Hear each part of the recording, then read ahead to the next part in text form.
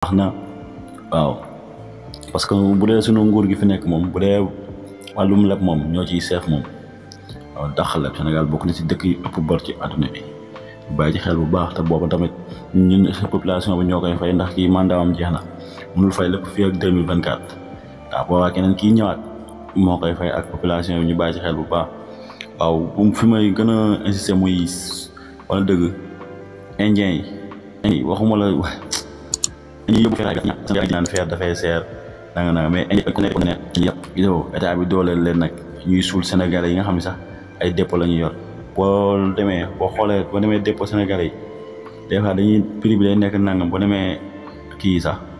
ñoom dañ ciy jéem a teg dara pour suuxal boo demee ci indien dañ ciy teg dara pour suuxal mooy benn ñaar dërëm wala benn ñetti dërëm pour suuxal dépôt sénégalais yi boobaa nag il faut que état bi jàppale sénégalais yi bu baax parce que sénégalais yi nangu nañoo liggéey mais état bi dafa am complexe bu metti ci étranger yi la ëppal doole que sénégalais yi waaw léegi nag na jàppale population ci xëy ndaw yi ñàpp xëy ñi nga xam ne ñoo jot am liggéey as tuut ñu ngi leen di faagaagal am jéem a taaba ibbi seen petit entreprise bu ndaw ñu ngi leen di jéem a suul di te indi ñeneen étranger yoo xam bu ñu amee seen dëkk la ñuy yóbbu économie bi daanu Sénégal ñoom seen économie yëkkatiku ndax état bi na ci bàyyi xel bu baax di am contentement bu baax a baax loolu moo nekkoon seen taxaw seetlu rek di jégalu jërë ngeen jëf